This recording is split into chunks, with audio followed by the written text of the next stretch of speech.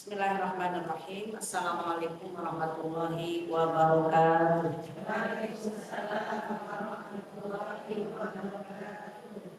Alhamdulillah, alhamdulillahilladzi hadana li hadza wa ma linahtadiya laula an hadana Allah. Asyhadu an la ilaha illallah wahdahu la syarika lahu wa asyhadu anna Muhammadan abduhu wa rasuluhu la nabiyya ba'da. Subhanaka la ilma lana illa ma 'allamtana innaka antal alimul hakim. Hasbunallahu wa ni'mal wakil, ni'mal maula wa ni'man nasir. La haula wa la quwwata illa billahil aliyyil azim. Wa jammil niyati as-samawati wal ardi ya dzal jalali wal ikram. Bil fasahati wal balaghati wal baro'ah wa hlul 'uqdatam min lisani yafqahu qawli. Diri qati rahmati matali mujuludukum wa qulubuhum ila dzikrillah. Saya mati ketua majelis taklim beserta pengurus, bunda-bunda salihah, seluruh jamaah majelis taklim dan perumahan yang insya Allah dirahmati Allah Subhanahu wa Ta'ala. Bersyukur dengan mengucap alhamdulillahirabbil alamin atas nikmat dan karunia yang senantiasa Allah limpahkan kepada kita semua. Salawat dan iring salam semoga terlimpah dari Nabi kita yaitu Nabi besar Muhammad sallallahu alaihi wasallam. Menyambung masih tentang wanita muslimah menghadiri sholat berjamaah di masjid. Ya, terkadang menghadiri sholat berjamaah di masjid. Di halaman 19, pernah terjadi penistaan terhadap seorang wanita ketika ia sedang menuju ke masjid. Akan tetapi kejadian ini tidak serta-merta membuat Rasulullah Shallallahu Alaihi Wasallam melarang wanita muslimah untuk mendatangi masjid. Selamanya perempuan tetap diperkenankan keluar menuju masjid dan tidak boleh dicegah. Karena di dalam kehadirannya di masjid dari waktu ke waktu terdapat banyak faedah yang berdampak positif terhadap jiwa dan kepribadian.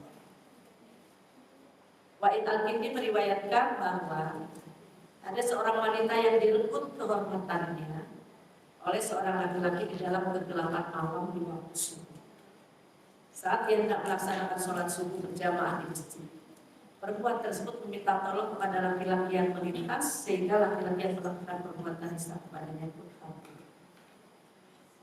Ketika beberapa orang lewat di tempat tersebut, ia pun meminta tolong kepada mereka. Mereka segera menolongnya dan menangkap laki-laki yang semula ingin menolongnya. Mereka menggiring lelaki itu menuju wanita malam tersebut. Aku adalah orang semula ingin menolongmu, orang yang berbuat nista terhadapmu telah kabur, sangka lelaki itu. Mereka pun membawanya ke hadapan Rasulullah Sallallahu Alaihi Wasallam dan menceritakan bahwa dia telah menyetubuhi perempuan tersebut. Mereka juga mengabarkan bahwa ketika ditangkap dia dalam keadaan yang sama. Laki-laki itu berkata, sesungguhnya tadi aku hendak menolong perempuan itu dari orang yang melakukan perbuatan nista kepadanya. Namun orang-orang itu melihatku lalu menangkapku. Perempuan yang menjadi korban menyangka dia berbohong, dia yang telah melakukan perbuatan nista kepadanya. Rasulullah Shallallahu Alaihi Wasallam pun memerintahkan para sahabatnya, pergilah kalian dan rajamlah orang ini. Tiba-tiba berdiri seorang laki-laki daripada hadirin seraya berkata, jangan kalian merajam dia, rajamlah aku, karena akulah yang telah melakukan perbuatan nista kepada wanita itu. Lelaki itu mengaku telah melakukan perbuatan nista kepada wanita tersebut, sehingga sekarang terdapat 3 orang di hadapan Rasulullah Shallallahu Alaihi Wasallam. Lelaki yang mengaku berbuat nista, laki-laki yang menuduh, dan wanita yang menjadi korban. Rasulullah Shallallahu Alaihi Wasallam berkata kepada orang yang mengaku, kamu telah diampuni oleh Allah. Beliau juga berkata baik kepada orang yang dituduh oleh korban. Umar bin Khattab radhiyallahu berkata, kalau begitu rajamlah orang yang mengaku telah berzina. Rasulullah Shallallahu Alaihi Wasallam jawab, tidak, karena ia telah bertobat kepada Allah Subhanahu Wa Taala dengan tobat yang apabila dilakukan oleh seluruh penduduk Madinah, niscaya Allah akan mengabulkannya untuk mereka. Rasulullah Shallallahu Alaihi Wasallam senantiasa memperhatikan kondisi wanita muslimah yang ikut sholat berjamaah di masjid. Dia bersikap lembut terhadapnya sehingga membersihkan sholatnya jika mendengar tangisan seorang bayi, agar anak itu tidak tersibukkan olehnya sebagaimana telah kita pahami dalam hadis sahih yang telah sampaikan. Mungkin udah berulang-ulang di bahasan sebelumnya. Untuk sholat perempuan itu kan lebih utama di rumah, tapi tidak dilarang untuk ke masjid dengan memperhatikan keamanan. Subuhnya sekarang kan setengah 5 kurang berapa? Kurang 2 menit, ya kan? Kira-kira kalau di sini masih gelap, masih dikit lah terang-terang, ya kan? Masih gelap kan kalau jam segitu. Artinya, bahkan tadi saya mendengarkan satu ceramah bahwa perempuan itu kalau menurut Imam Hambali memang makruh hukumnya kalau masjid apabila dia memang masih muda dan menarik. Ibu-ibu masih muda dan menarik nggak?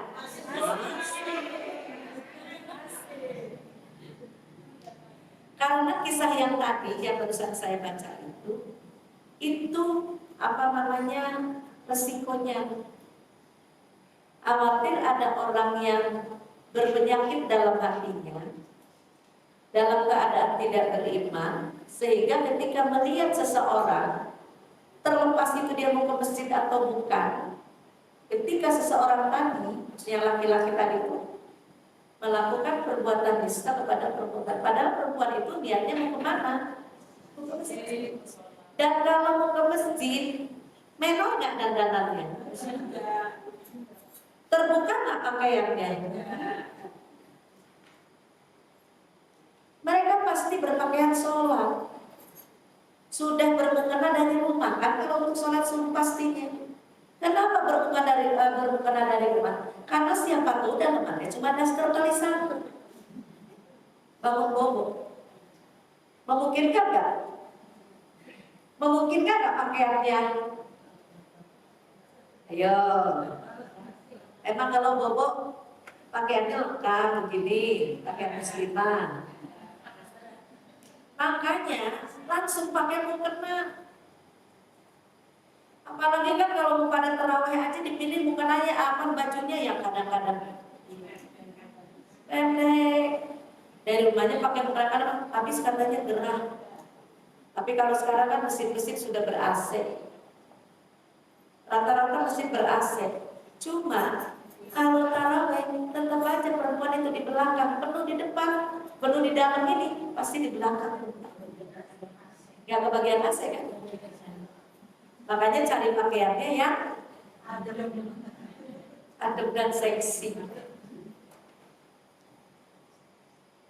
Jadi makhluk tadi, kalau menurut Imam Hambali ya, tadi saya katakan itu, khawatir tadi terjadi seperti yang dalam kisah yang baru saja diceritakan. Ada orang-orang mungkin yang berpenyakit dalam hatinya. Bukan saat itu saja, mungkin dia sudah intai bahwa perempuan ini tiap subuh ke masjid. Dia udah tahu jam berapa keberangkatannya ke masjid. Sehingga ketika dia ingin tadi melakukan yang buruknya, ya seperti itu kejadian. Tapi, nah, kan itu makruh.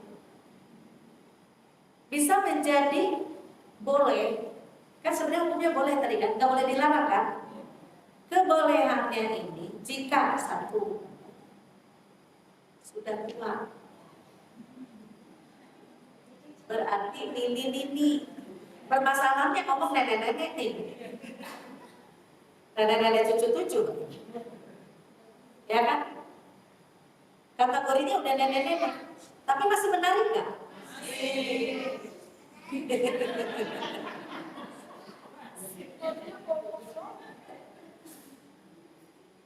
Di situ jawabannya adalah nenek-nenek.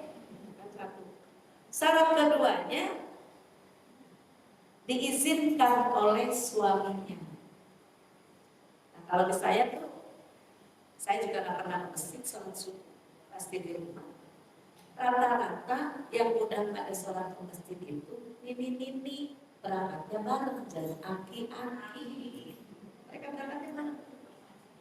Para pensiunan yang sudah tidak dikejar waktu untuk bekerja. Yang suka-suka berjamaah di masjid itu di tempat saya, yaitu ini. Berangkatnya baru sama suami. Karena kan sudah tidak bekerja, sudah pensiun. Tapi saya nggak pernah ke masjid. Karena apa? Ya berpatokan kepada lebih baik di rumah aja kalau saya. Seperti itu. Di samping itu, kalau sholat di masjid itu pasti lebih lama. Karena ngikutin, nah yang di masjid. Sementara saya, ini sih alasan pribadi ya. Sementara saya adalah yang masih beraktivitas yang harus bekerja, sehingga setelah sholat subuh itu pasti ada aktivitas dapur yang harus selesai sebelum saya berangkat. Memang waktu. Tidak melanggar aturan kan? Melanggar aturan kan? Tidak. Selama tidak melanggar. Apalagi kalau saya sih nggak ada orang kalau mau sholat subuh berjamaah ke masjid sempat dandan, nggak ada. Pastinya juga kalau mandi, oke mandi ya. Itu kan kalau waktu subuh itu, apalagi mungkin kalau lanjut mereka dari tahajud selesai azan subuh mereka berangkat ke masjid. Nggak ada yang pakai eyeshadow, nggak ada yang pakai blush on, nggak ada yang pakai bedak lengkap. Kayaknya sih nggak ada. Artinya secara tampilan juga sebenarnya tidak memancing, ya, tidak memancing untuk memancing syahwatnya laki-laki sebenarnya. Tetapi kan kita tidak tahu, apalagi zaman sekarang betapa banyaknya kejahatan-kejahatan seksual yang di luar kan. Yang kemarin bulan Maret saya cerita, saya pernah terkena. Padahal pakai baju gamis hitam yang Arab itu kan gede-gede, bukan ada gamis hitam Arab yang nyetak badan. Oke, gede. Itu juga udah agak siang jam 6 pagi, cuma kebetulan aja. Memang mungkin orang itu tadi berkeliling memang mencari mangsa. Artinya tetap buat kita perempuan harus antisipasi dan mempertimbangkan untuk keselamatan. Tapi bila ada yang aman kali ini, hari-harinya aman, tapi kan kita tidak tahu yang datang itu kan bukan cuma warga setempat, bisa jadi dari. Tapi dengan bahasa ini bukan berarti kita harus ke masjid. Apalagi ibu-ibu muda yang masih punya anak-anak kecil di rumah, lebih baik di rumah. Coba ibunya di masjid, sholat, anaknya nggak punya bangun, nggak ada orang nangis, itu lebih baik. Suatu ketika Rasulullah SAW mengakhirkan sholat Isya, hingga Umar berkata, para wanita dan anak-anak sudah tertidur. Rasulullah SAW pun keluar ke masjid, seraya berkata, tidak ada seorang pun dari penduduk bumi yang menantinya selain kalian. Banyak sekali hadis-hadis sahih yang menjelaskan tentang cara Rasulullah SAW mengatur urusan wanita terkait dengan sholat berjamaah. Di antaranya hadis yang diriwayatkan oleh Imam Muslim, Rasulullah SAW bersabda, "Khairus sufufir rijali awwaluha wa syarruha akhiruha wa khairus sufufin nisa akhiruha wa syarriha awwaluha." Barisan seorang laki-laki terbaik adalah barisan yang terdepan, dan yang terjelek adalah barisan yang paling belakang. Adapun barisan perempuan yang terbaik adalah barisan yang terakhir, dan yang paling buruk adalah barisan yang terdepan. Kalau sholat tarawih kan memang udah gede, saat awal laki-laki dewasa, berikutnya laki-laki anak-anak. Kasihkan itu tirai. Di depannya anak-anak atau ibu-ibu yang dewasa? Ibu yang dewasa. Baru belakangnya anak-anak, walaupun cantik. Imam beda-beda. Ada yang suaranya kencang, ada yang pelan. Di sini pakai bilang nggak kalau terawih? Kalau pakai bilang berarti ada penolong penyambung suara. Kalau imamnya pelan masih disambung oleh bilang. Ada yang memang tidak disambung dengan bilang, sehingga apabila imamnya suaranya tidak terdengar, otomatis nggak nyampe pelan. Saya waktu itu lagi terawih di masjid. Saya bahkan sekarang mau kebanyakan di rumah terawih. Nih, ketika di masjid, kebetulan imamnya yang suaranya pelan. Ketika di barisan depan itu ibu sujud lama sekali. Jadi ibu sujud itu pada begini.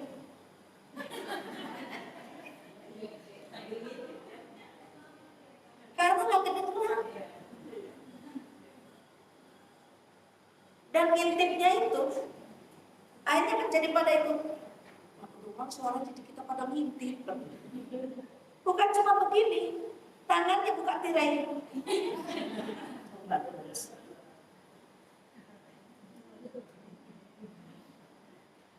Karena mau bangun nggak kedengaran takbirnya. Akhirnya ada juga udah begini, karena belum ternyata belum lagi. Makanya yang menjadi imam untuk sholat berjamaah yang jamaahnya banyak itu, ya harus dipilihlah orang yang kalau tidak ada sambungan dengan bilang, itu yang paling tidak ketika takbirnya itu, supaya tidak menjadikan ragu-ragu untuk makmum. Di antaranya pula hadis yang diriwayatkan oleh Imam Bukhari tentang pemberian kesempatan seluas-luasnya kepada wanita untuk meninggalkan masjid terlebih dahulu sesuai pelaksanaan. Supaya apa? Tidak bercampur, keluar masjid kalau berbarengan bercampurlah antara laki-laki dan perempuan. Seperti itu. Hindun binti Haris meriwayatkan bahwa Ummu Salamah radhiyallahu anha, istri Rasulullah sallallahu alaihi wasallam, bertutur kepadanya. Pada masa Nabi sallallahu alaihi wasallam, apabila para wanita telah selesai mengucapkan salam dalam sholat fardu, mereka langsung berdiri. Adapun Rasulullah sallallahu alaihi wasallam beserta para sahabatnya tetap berada di masjid. Ketika Rasulullah sallallahu alaihi wasallam berdiri untuk meninggalkan masjid, mereka pun ikut berdiri. Supaya tidak bareng, dikasih kesempatan perempuan.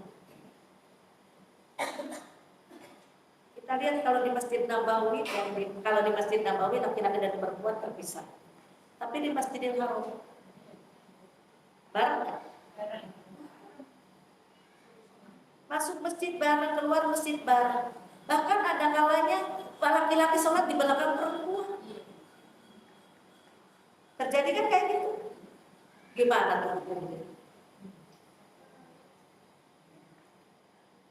Di Masjidil Haram itu tidak dipisah. Paling kalau dia area Ka'bah itu, memang area tawaf itu memang untuk laki-laki, perempuan di belakang. Makanya kadang-kadang jadi ribut, udah dapat tahajud kita di depan sampai diusir-usirin suruh masuk. Yang datang di situ belum dibuka kan pada ditutup-tutup, kita ke area Ka'bah. Di situ udah full, masih juga di belakang belum dibuka. Hajat, terus aja diusir-usir. Udah diusir-usirin, di sana tidak dibuka. Akhirnya ketika kita udah itu dibuka, disuruh masuk dengan teriakan-teriakan khasnya itu, askar-askar. Entah gimana peraturannya itu kalau di Masjidil Haram. Kalau di Masjid Nabawi kan enak, perempuan-perempuan, laki-laki kita nggak ada yang disentuh. Bahkan ketika yang mungkin suami istri suaminya nganter, ketika udah di pintu tuh udah dijagain kan sama askar Arabnya yang laki-laki itu, nggak boleh, ini area perempuan, itu sampai segitu dijagain. Tapi di Masjidil Haram walaupun ada pintu perempuan, itu laki-laki, tetap aja berbau. Yang di pintu umum itu laki-laki dan perempuan, termasuk di eskalator kalau kita mau ke lantai 2 di pintu 9. Berbau di eskalatornya baru di mana-mananya. Berkemungkinan nggak peluang-peluang untuk yang tadi kejahatan paling tidak yang laki-laki melihat yang perempuan. Hanya saja mungkin tertutup dengan apa? Orang yang datang ke Masjidil Haram itu orang-orang yang insya Allah mungkin lulus hatinya hanya untuk ibadah. Mereka mengejar kesempatan untuk bisa sholat di masjid semua. Jadi tidak terpikir untuk hal-hal yang negatif. Wallahu a'lam. Ya, wallahu a'lam.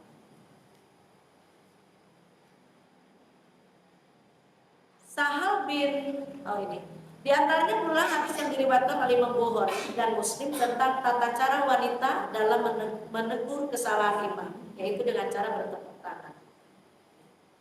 Sahal bin Sa'ad As-Sa'idi meriwayatkan bahwa Rasulullah SAW bersabda, "Ma li ra'aitukum aktsartum at-tasbih, man nabahu syai'un fi salatihi falyusabbih, fa innahu idza sabbaha idza sabaltum fita ilaih wa innamat tasbihul lisan."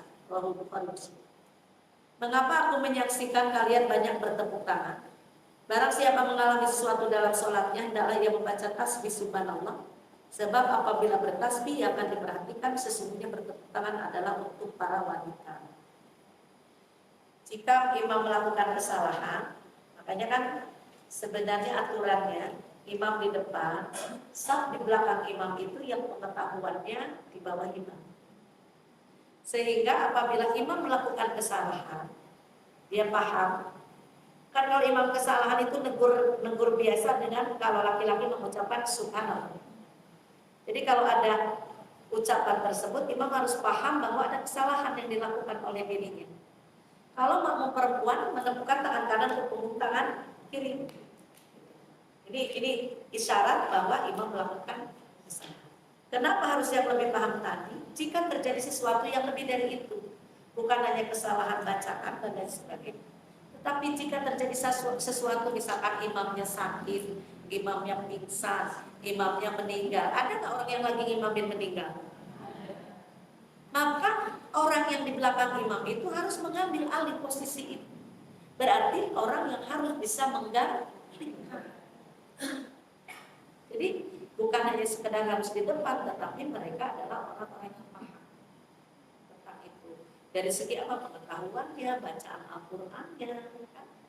Karena imam itu syaratnya ya harus bacaannya lebih bagus daripada yang lain. Jumlah wanita yang mendatangi masjid kian hari makin bertambah banyak, hingga mereka memenuhi ruangan belakang masjid pada masa Khalifah Abbasiyah. Maka para lembut terpaksa melaksanakan sholat di belakang barisan mereka ketika yang di Masjidil Haram. Hal ini yang telah dipatwakan oleh Imam Malik, seperti yang dikutip dalam kitab Mudawwanatul Kubra. Ibnu Qasim berkata, aku bertanya kepada Imam Malik tentang sekelompok orang laki-laki yang mendatanginya, masjid yang telah dipenuhi oleh para wanita dan laki-laki, sehingga mereka pun melaksanakan sholat bersama imam di belakang barisan para wanita. Beliau menjawab, sholat mereka sempurna dan tidak harus diulangi. Berarti di dasarnya ya, yang sholat di Masjidil Haram masuk kan? Makanya termasuk ketika tawaf, laki-laki dan perempuan kan berbarengan, bersentuh kadang-kadang. Apalagi sekarang laki-laki yang tawaf pasti walaupun bukan tawaf umroh kan harus pakai ihram. Pakai ihram itu bajunya berarti ketika tawaf itu kan tangan kanannya berarti terbuka. Memungkinkan nggak bersentuh? Kita sih berbaju lengkap, tetapi ketika kita mungkin ada yang pegang buku, bersenggolan mungkin bisa tangannya bersentuh, itu tidak dianggap batal karena menggunakan sendiri. Karena situasinya saat itu tidak memungkinkan manusia untuk tidak bisa bersentuh. Pasti karena dorongan, apalagi kalau pas padat kan, dorong sana, dorong sini. Yang repot, udah yang laki-lakinya gede, kita yang pendek, pas diketeknya masalah. Bisa kejadian nggak kayak gitu? Bisa. kalau saya ingatkan sama laki-laki jangan lupa pakai anti BB, pakai deodoran. Karena apalagi kalau pas istilam di Hajar Aswad Bismillah, ya Allahu Akbar. Semua nengoknya kan begini, serem bisa biasa banget. Ada kan yang memang aromanya, apalagi orang luar tertentu kan memang beda ya. Aromanya kan ada aroma beda buat mereka. Kita juga apalagi kalau yang tidak pakai. Makanya dalam berihram saja boleh pakai deodoran sebelum lihat. Kemudian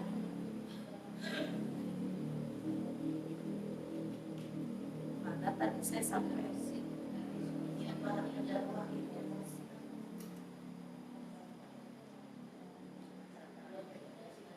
bilang ya. Halaman 22 atau 23?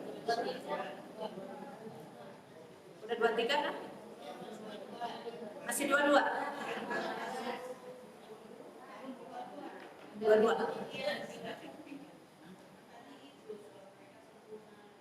Ya. Salat mereka sempurna dan tidak perlu mengulang. Kendati demikian, ternyata saya udah buka halaman. Kendati demikian, keluarnya wanita muslimah untuk sholat di masjid tidak boleh mengundang terjadinya fitnah, yakni sejalan dengan ajaran Islam yang selalu menjaga kesucian perasaan, perilaku, dan aturan hidup yang positif dalam masyarakat muslim. Apabila dikhawatirkan akan timbul fitnah dari keluarnya wanita muslim menuju masjid, dikarenakan beberapa faktor, maka sholat di rumah adalah lebih baik. Bahkan bisa menjadi sebuah keharusan. Ini merupakan pesan yang diisyaratkan oleh hadis tersebut di atas yang diriwayatkan oleh Ibnu Umar radhiyallahu anhu bahwa Rasulullah shallallahu alaihi wasallam bersabda, "La tamna'u nisa'akumul masajid wa buyutukunna khairul lakum." Janganlah kalian melarang istri-istri kalian untuk sholat di masjid dan sholat di rumah mereka adalah lebih baik bagi mereka. Makanya kenapa Bu kembali ke Masjidil Haram? Kan orang Indonesia itu senang datang ke masjid aja berlipstik, benar kan? Ketemu orang Arab, haram begitu. Kabur. Karena itu tadi khawatir menimbulkan fitnah. Saya pernah bawa 2018. Salah satu jamaah umroh itu adalah dokter kecantikan. Yang bulu mata tanam. Udah bulu mata tanam itu yang melengkungnya tebel, melengkungnya melebihi yang normal. Di Madinah apa di Mekah ya? Pas ketika mau ke masjid ketemu orang haram. Ditunjuk mukanya, haram. Memasang bulu mata palsu haram. Dia yang ditanam. Ditunjuk langsung mukanya, haram. Karena dia dokter kecantikan ya sebelum ke pasar kami dia dulu semua uji coba. Kelasnya segala macam. Itu ditunjuk. Kita yang dengarnya malu nggak? Bukan kita yang ditunjuk. Makanya sebaiknya kalau ibadah ke sana, ya kalau untuk keamanan lip gloss lah. Maksudnya keamanan dari kekeringan karena cuacanya panas. Nggak usah berlipstik mewah-mewah. Wah ini kamu ke masjid kayak mau kondangan. Jadi jangan seperti itu. Jangan kayak mau kondangan. Kadang-kadang kan kalau untuk ibadah ke masjid juga pakaian pesta. Berukat panjang, payet, begitu.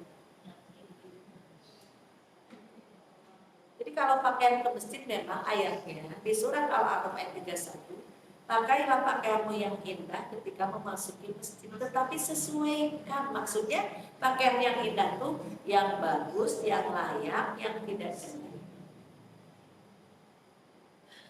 Artinya memenuhi kelayakan berpakaian untuk ibadah, di situ maksudnya. Disuruh. Nah ini yang nggak dandan ke masjid pakai daster. Orang Indonesia tidak pakai daster. Saya kalau panas sih wanti-wanti, tidak boleh ke masjid pakai daster. Kan bangun tidur kita mau tahajud sekalian, nggak apa lagi mau itu bangun tidur bajunya nggak ganti. Ini mau ibadah di Masjidil Haram yang pahalanya 100.000 dibanding sholat yang lain. Mau berhadapan dengan Allah, Ka'bahnya di depan mata, masa iya pakai daster bobo? Benar nggak? Kan dilihat dari etika kehormatannya aja kurang nggak tuh berarti?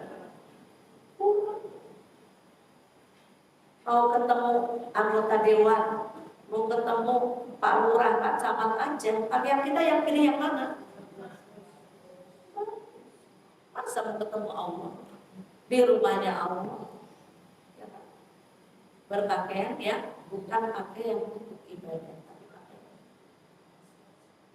Ibu yang pernah umroh atau haji, lihat orang Indonesia pakai daster ke masjid. Saya makanya suka wanti-wanti itu, jangan pakai daster. Itu melecehkan kita sendiri, melecehkan Tuhan kita loh. Nah, kita mau ibadahnya kepada Allah. Pahalanya dijauhin karena banyak banget, mana mau 1.000, yang ini 100.000 bayarkan. Ini etika. Jadi harus memperhatikan tadi ya pakaian, kemudian juga dandanan yang tidak mengandung fitnah. Artinya yang sejalan dengan ajaran Islam yang selalu menjaga kesejahteraan perilaku dan aturan hidup yang positif dalam masyarakat. Sebagian lelaki tanpa khawatir akan terjadi fitnah, sehingga mereka melarang istri-istri mereka untuk keluar menuju masjid. Justru dari sinilah muncul larang Rasulullah SAW untuk mencegah para wanita muslimah dari menghadiri sholat berjamaah di masjid dari waktu ke waktu. Inilah yang secara eksplisit dijelaskan dalam permulaan hadis tersebut di atas. Jangan melarang, ya, tetapi apabila, artinya lebih baik di rumah, apabila khawatir menimbulkan fitnah, lebih baik di rumah. Terdapat pula beberapa hadis lain yang menegaskan tentang perhatian Rasulullah SAW terhadap kehadiran para wanita muslimah dalam kegiatan dakwah dan kebaikan di masjid. Di antaranya adalah hadis yang diriwayatkan oleh Imam Mujahid dari Ibnu Umar radhiyallahu anhu. Rasulullah SAW bersabda, janganlah kamu mencegah istri untuk keluar menuju masjid di waktu malam. Salah seorang dari putra Ibnu Umar berkata, sungguh kami tidak akan membiarkan mereka keluar karena khawatir mereka berbuat kerusakan. Ibnu Umar pun membentangnya seraya berkata, aku katakan bahwa Rasulullah SAW yang mengatakan hal itu, tetapi kemudian kamu berkata untuk tidak akan membiarkan mereka keluar. Hadis lain diriwayatkan oleh Bilal bin Abdullah bin Umar radhiyallahu anhu bahwa ayahnya berkata, janganlah kamu mencegah para wanita untuk mendapatkan hak-hak mereka dari masjid apabila mereka meminta izin kepada masjid. Bilal pun berkata, demi Allah kami akan melarang mereka. Ibnu Umar berkata kepadanya, Rasulullah SAW telah mengatakannya, kemudian kamu berkata kami akan mencegah mereka. Maka Rasulullah SAW juga bersabda, jangan kamu melarang istri-istri untuk sholat di masjid apabila mereka telah minta izin kepadamu untuk mendatangi.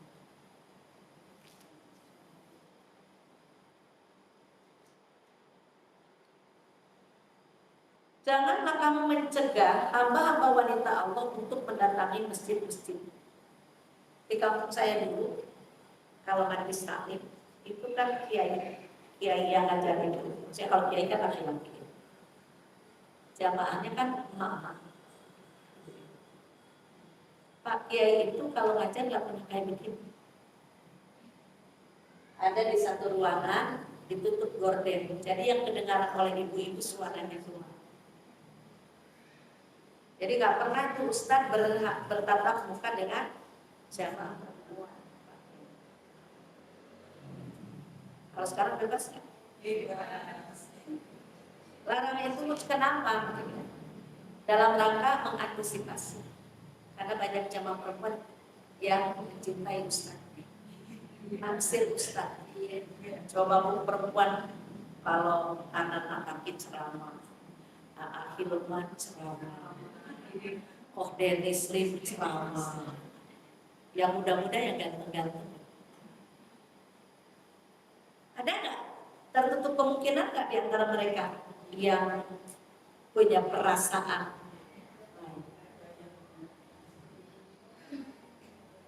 Ini pernah di satu sekolah SMA, kebetulan SMA ya. Kalau SMA itu kan anak-anak yang lagi undang penceramahnya Koh Dennis dengan pakaian jasnya kan menikasek ngalem pereng ganteng pisan ya kan. Pas datang, itu yang perempuan histeris semua. Kadang-kadang itu kan anak remaja, ini emak-emak aja histeris. Lihat yang cakep tuh histeris.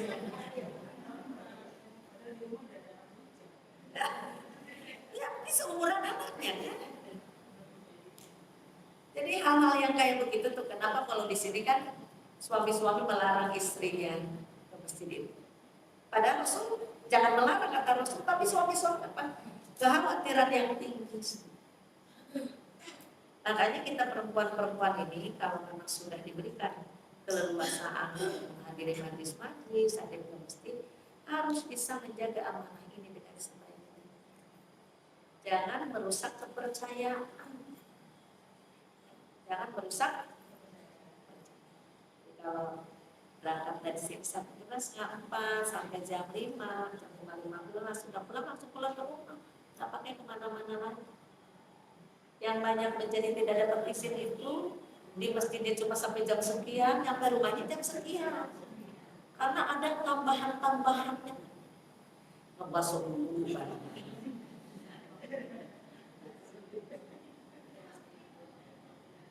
nggak ada di sini dia Pak Bu.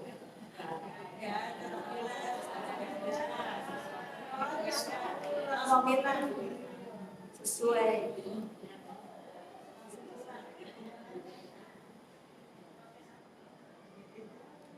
Jadi memang menjaga kepercayaan itu kan berat, karena apabila satu kali saja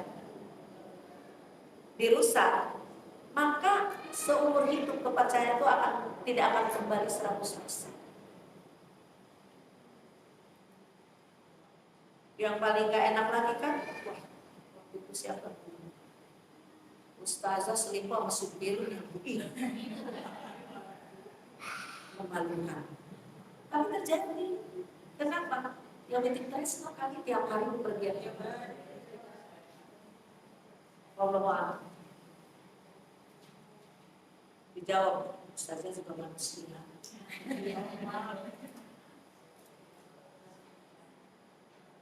Ustazahnya begitu, bagaimana jamaahnya? Pada akhirnya nyambung-nyambung nggak? Padahal cuma satu yang begitu jadi jelek semua. Ya, jadi jelek semua.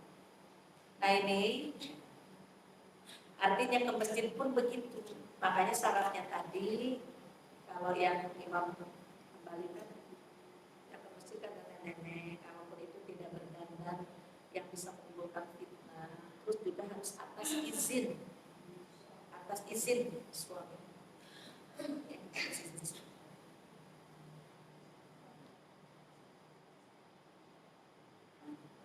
Kemudian janganlah kamu mencegah hamba-hamba wanita Allah untuk mendatangi masjid-masjidnya.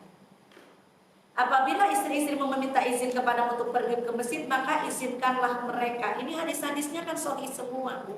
Berarti memang boleh-boleh aja kita kalau mau ke masjid, catatannya tadi itu. Jadi Rasul saja menyuruh suami-suami itu mengizinkan istri-istrinya apabila dia mau ke masjid. Jangan dilarang. Tapi sebaliknya kita yang sudah mendapatkan izin tadi harus menjaga kepercayaan atau amanah ini dengan sebaik-baiknya.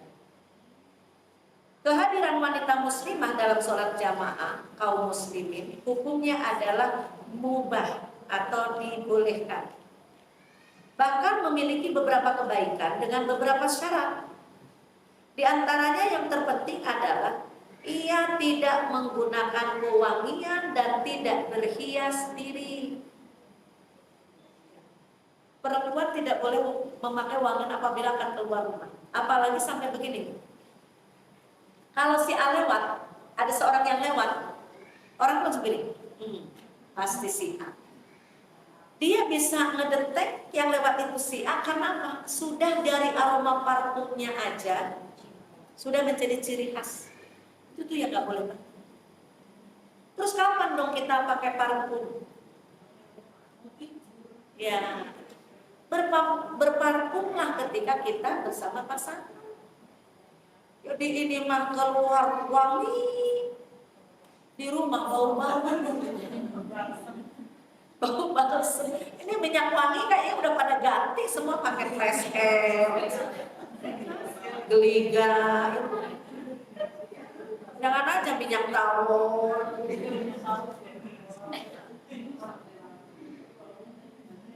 Kalau zaman dulu mah nenek-nenek teh gantinya pakai apa? PPO. Sekarang masih ada nggak sih PPO? Masih ada. Oh masih ada. Itu minyak wangi nenek-nenek betul tuh. Cap kapal. Keluar wangi di kamar bau. Yang itu tadi udah wanginya macam-macam. Sehingga masuk kamar tuh bukan aromanya wangi. Akhirnya apa? Boro-boro pengen dekat katanya bau balsem. Dipegang panas ya. Seperti itu. Ini jangan sampai kembali. Ya.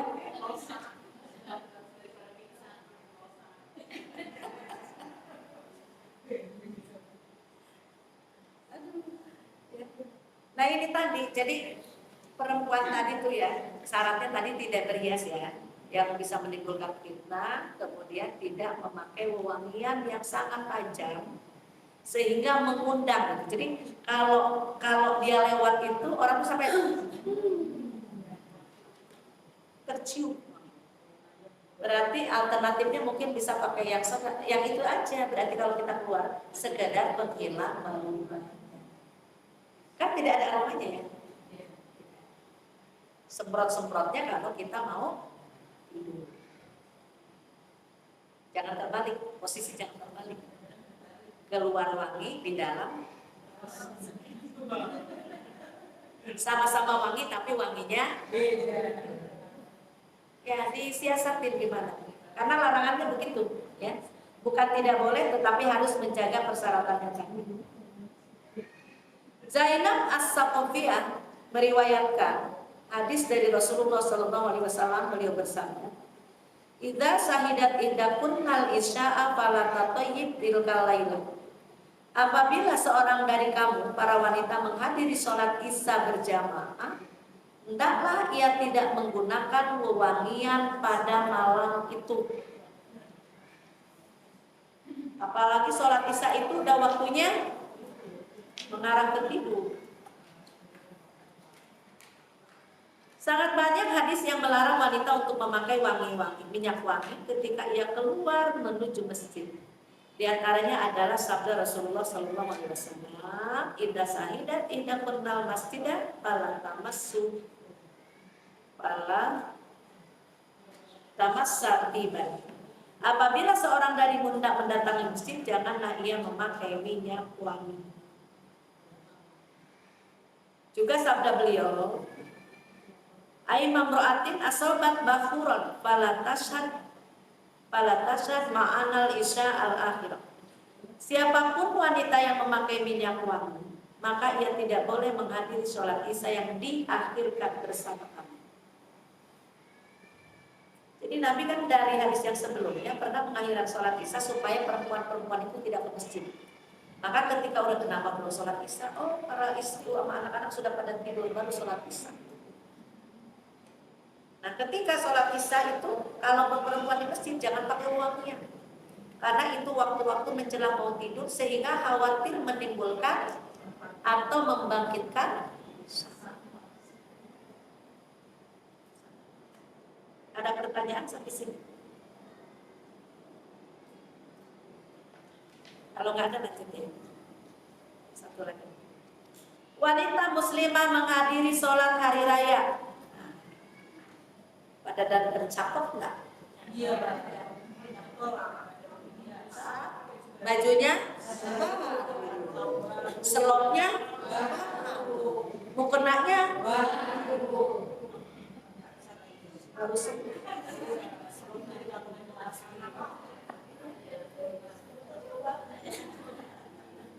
semua baru. Islam sangat memuliakan wanita dengan memberikan kewajiban yang sama dengan pria untuk beribadah kepada Allah.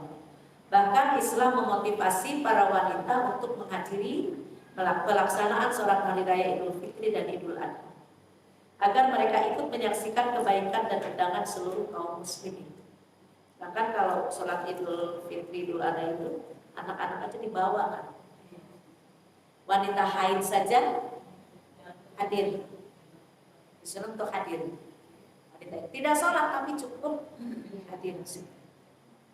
Semua itu bisa kita temukan dalam penjelasan beberapa hadis yang terdapat dalam kitab Sahih Bukhari dan Sahih Muslim tentang perintah Rasulullah SAW kepada para wanita untuk menghadiri perayaan besar. Mulai dari wanita yang akan menginjak usia balik hingga wanita yang sudah wajib menggunakan jilbab. Baik wanita yang masih gadis hingga wanita yang sedang haid. Rasulullah SAW memerintahkan mereka untuk menghadiri perayaan sholat ini. Mereka tidak ikut melaksanakan sholat, melainkan hanya untuk menyaksikan kebaikan dan undangan kaum muslimin. Untuk yang lain. Sangat besar perhatian Rasulullah SAW terhadap kehadiran para wanita muslimah dalam perayaan sholat hari raya, hingga beliau memerintahkan wanita yang memiliki 2 buah baju kurung untuk memakaikannya kepada saudarinya yang tidak memiliki. Hal ini menunjukkan anjuran kepada setiap wanita untuk menghadiri perayaan sholat ini. Selain mencerminkan sikap empati, saling menanggung dan saling membantu dalam kebaikan dan ketakwaan kepada Allah Subhanahu wa Ta'ala. Itu yang nggak punya gamis, suruh dipinjemin Bu. Saya nggak bisa ikut sholatin karena nggak punya baju ini, suruh dipinjem. Nah baju ibu lemari 4 pintu udah nggak muat, saking banyaknya bajunya. Benar nggak bajunya? Benar nggak bajunya banyak?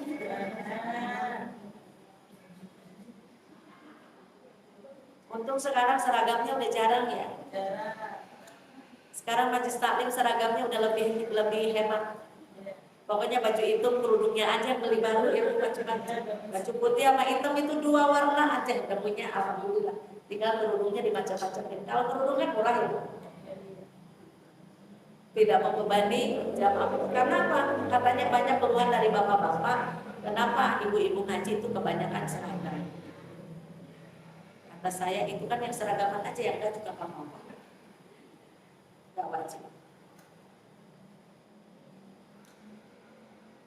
Kemudian di sini Ummu Atiyah berkata, Rasulullah SAW memerintahkan kami untuk menghadiri perayaan sholat hari raya, baik pemudi yang baru akan atau baru menginjak usia balik maupun yang sudah dewasa. Bahkan beliau memerintahkan para wanita yang sedang haid untuk hadir tetapi duduk menjauhi tempat sholat kaum muslimin. Ummu Atiyah juga berkata, kami diperintahkan untuk keluar menghadiri perayaan sholat ini, baik kami sudah menikah maupun yang masih gadis. Wanita yang sedang haid juga diperintahkan untuk ikut hadir. Mereka duduk di barisan paling belakang, ikut mengumandangkan takbir bersama seluruh kaum muslimin. Ummu Atiyah kembali berkata, kami diperintahkan untuk menghadirkan para wanita yang masih remaja, yang sedang haid dan yang sudah dewasa. Wanita yang sedang haid tidak ikut melaksanakan sholat, mereka hanya ikut menyaksikan kebaikan dan menghadiri perayaan kaum muslimin. Ummu Atiyah bertanya, wahai Rasulullah, seorang dari kami tidak memiliki baju kurung atau jilbab. Beliau bersabda, hendaklah saudarinya memakaikan jilbab miliknya kepadanya. Dijelaskan dalam, berarti sangat dianjurkan dong, benar nggak? Nggak punya baju aja boleh pinjem Bu. Kita mau nggak ada yang pinjem Bu, karena udah pada banyak. Dijelaskan dalam kitab Sahih Bukhari, Muhammad bin Salam berkata, Abdul Wahab meriwayatkan hadis kepada kami dari Hafsah binti Sirin. Ia berkata, kami melarang putri-putri kami yang akan menginjak usia balik untuk menghadiri perayaan sholat ini. Hingga datang seorang wanita dan singgah di istana Bani Khalaf. Wanita tersebut menceritakan tentang saudarinya yang suaminya ikut berperang bersama Rasulullah SAW sebanyak 12 peperangan. Bahkan saudari tersebut ikut menyertai suaminya dalam 6 peperangan. Ia bertutur, kami bertugas untuk mengobati pasukan perang yang terluka dan merawat mereka yang sakit. Saudariku bertanya kepada Rasulullah, bolehkah seorang dari kami untuk tidak menghadiri sholat hari raya apabila ia memiliki baju kurung dan apabila ia tidak memiliki baju kurung dan jilbab? Rasulullah SAW menjawab, hendaklah saudarinya yang memiliki baju kurung dan jilbab lebih dari satu memakaikannya kepadanya sehingga ia bisa hadir untuk menyaksikan kebaikan dan perayaan kaum muslim. Hafsah berkata, tatkala Ummu Atiyah datang, aku bertanya kepadanya, apakah ia mendengarnya langsung dari Rasulullah SAW? Ia menjawab, iya, aku mendengar beliau bersabda, hendaklah wanita yang akan menginjak balik, yang usia dewasa dan yang sedang haid keluar untuk menyaksikan kebaikan dan perayaan kaum muslimin. Hendaklah mereka yang sedang haid untuk menjauhi tempat pelaksanaan sholat. Hafsah bertanya dengan perasaan heran, wanita yang haid juga diperintahkan untuk hadir? Ummu Atiyah menjawab, betul. Bukankah mereka juga hadir dalam wukuf di Arafah? Bukankah juga mereka ikut menyaksikan perayaan ini dan itu? Jadi buat wanita haid itu dalam sholat id ini, kecuali hadir di masjid ya. Kalau bukan di masjid kan, kalau kita sholat idnya kalau di masjid berarti kan ada di bagian belakang. Cuma hadir, dia mengambil posisi di tempat yang dibolehkan untuk yang lain. Makanya jauh dari yang sholat, tetapi masih berada di sana.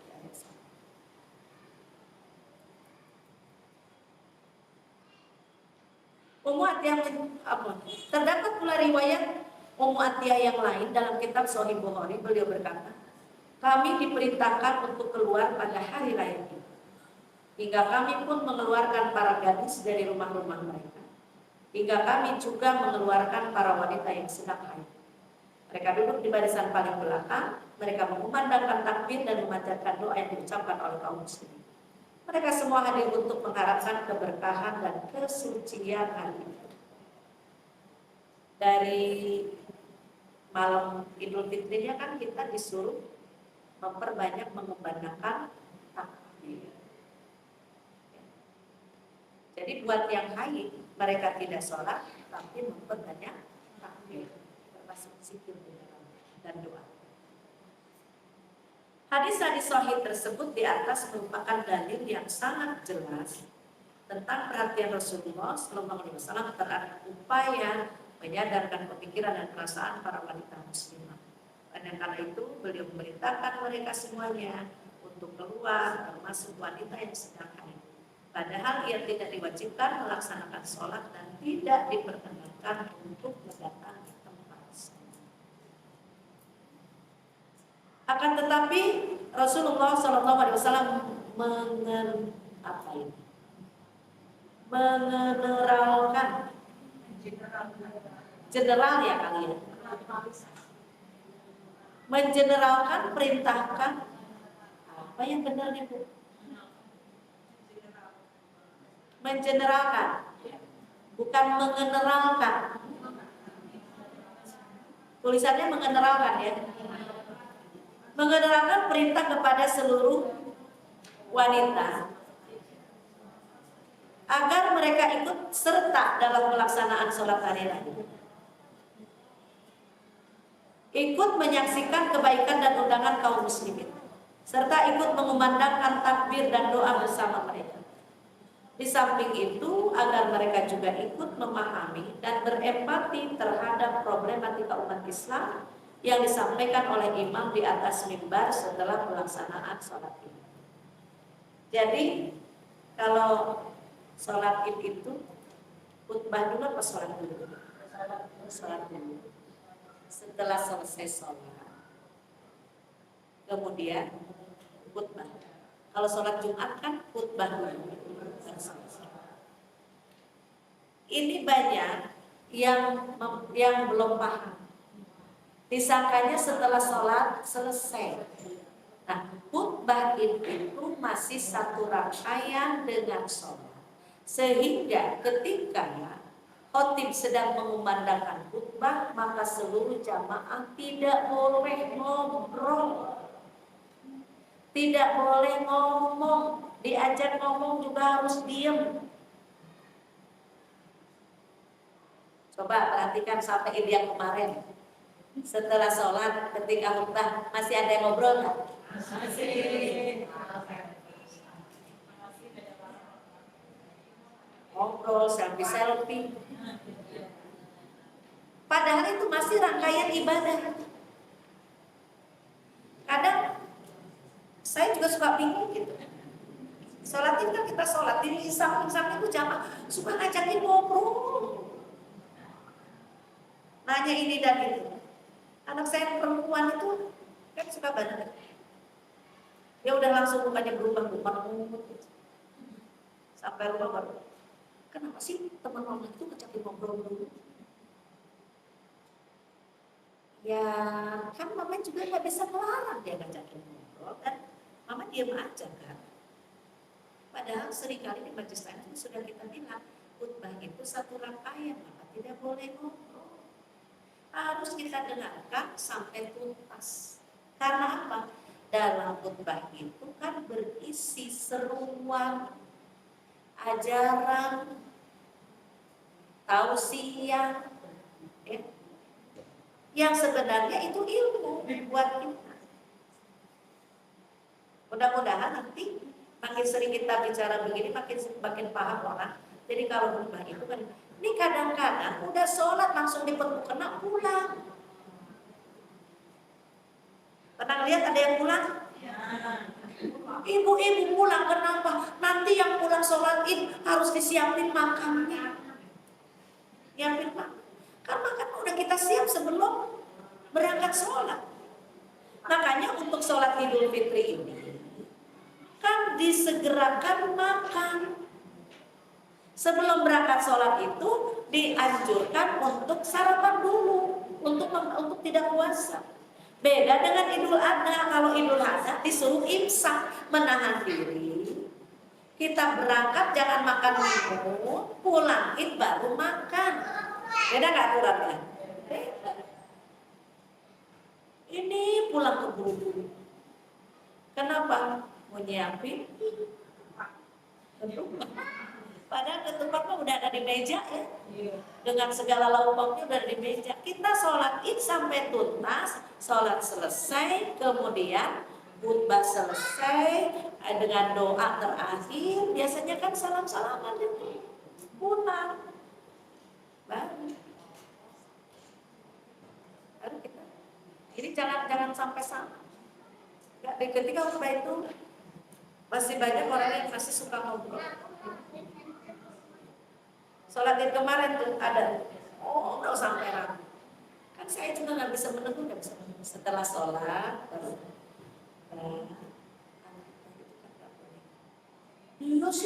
dia sibuk.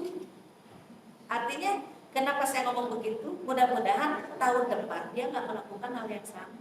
Kalau yang tadi kan udah lewat, udah jelas kan. Nggak boleh mbak kalau lagi itu. Siap dengerin sampai. Mengingatkan orang dulu. Yang penting mengingatkan dengan cara yang lain. Hadis sahih. Udah tadi. Rasulullah Shallallahu Alaihi Wasallam bersikap lembut dan sayang kepada wanita.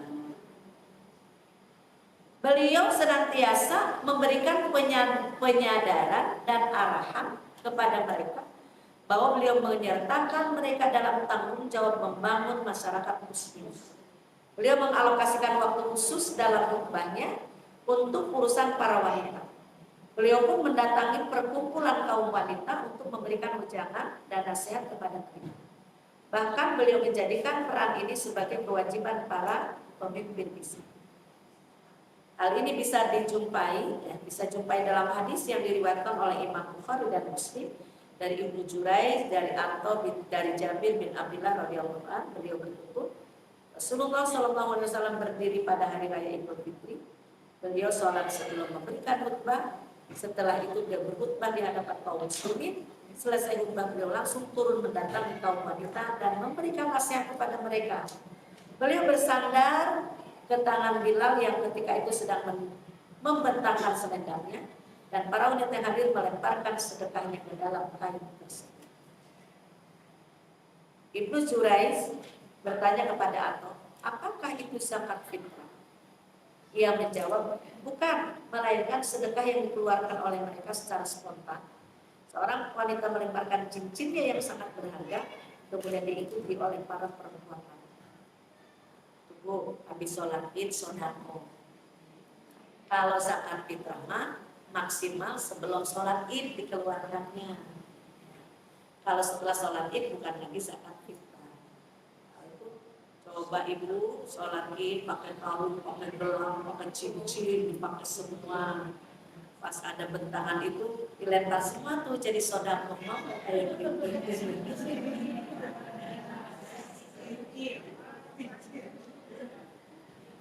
Dilempar semua apa mikir dulu.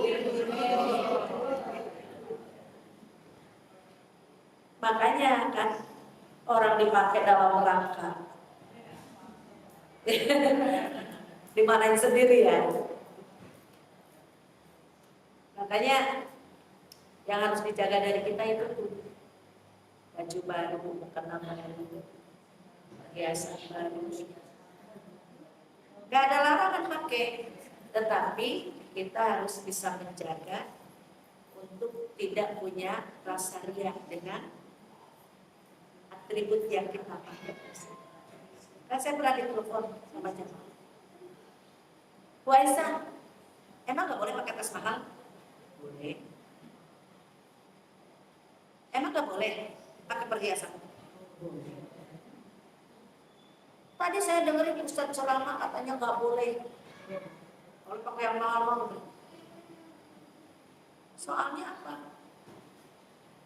Teman saya, dia orang kaya, tasnya mahal, pakaiannya mahal, tapi dia juga santunan yatim, dia juga sodako, dia juga bantu ini bantu itu. Makanya kalau beli cincin berlian, cincinnya berliannya aja segede-gede batu kali. Itu saya ditelepon mikirin, itu berlian segede batu kali dipakai cincin gimana naketnya? Ngebayangin itu dipak. Jadi saya bengong sebentar, Bu Aisyah masih dengerin kan masih. Nah saya ngebayangin berlian segede batu kali dipakai cincin. Segede batu kali kan dia pakai, tapi dia juga tetap santunan yatim sama.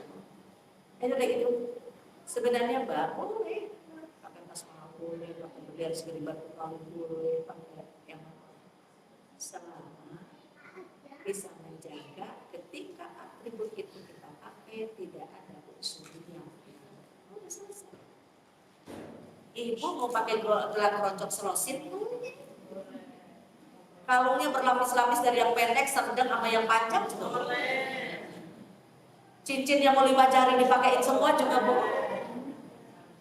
Selama bisa menjaga artinya untuk tidak. Soalnya kalau pakai cincin apalagi yang baru itu kadang-kadang banyak yang gatel, banyak yang digaruk.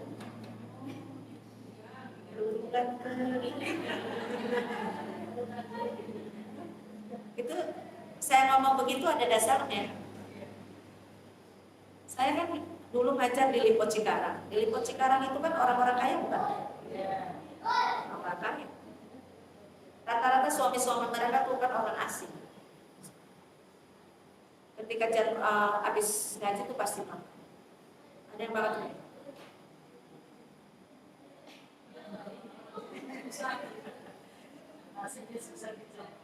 Terus saya sih nggak ngerti. Ada temennya, kenapa sih lu? Kan mereka bahasanya kayak gitu. Kenapa sih lu? Makan dicopot-copot melulu kagak disuap-suap. Pas ngeliat di sini ada cincin, oh gue tahu cincin lo baru, katanya terus mesem gitu.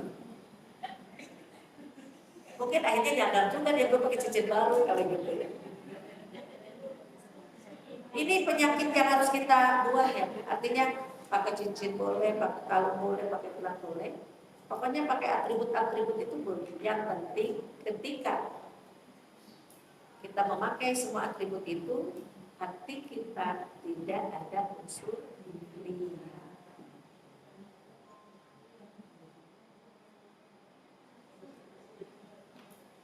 Benar nggak? Tapi sulit nggak? Sulit nggak ngilangin ria tersebut? Karena yang namanya perhiasan itu biasanya memang untuk dipamer. Untuk dipamer. Gak ada kan orang pakai gelang baru gini aja. Kenapa sih tanganmu ngumpet? Enggak, aku pakai gelang baru. Ada nggak yang gini? Ngumpetin aja. Pakai gelang baru. Kenapa sih tanganmu ngumpet aja? Enggak, soalnya pakai gelang baru takut dibilang ria. Jadi makanya namanya perhiasan kayak anak perhiasan dunia kan memang untuk dibanggakan, diserti, ya, untuk menyenangkan, untuk menjadi sesuatu yang diperlihatkan.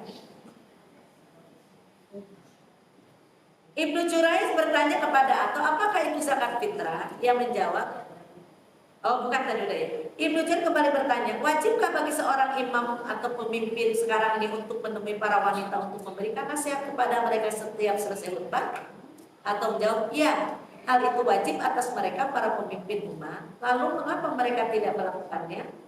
Dalam hadis ini Rasulullah SAW memberikan nasihat kepada para wanita dan menerima sedekah yang mereka berikan secara sukarela. Dalam hadis Imam Bukhari dan Muslim yang lain, riwayat Taus dari Ibnu Abbas, terdapat tambahan bahwa Rasulullah SAW mengingatkan para wanita akan baiat mereka, dan beliau mempertegas pentingnya berpegang teguh terhadap baiat tersebut.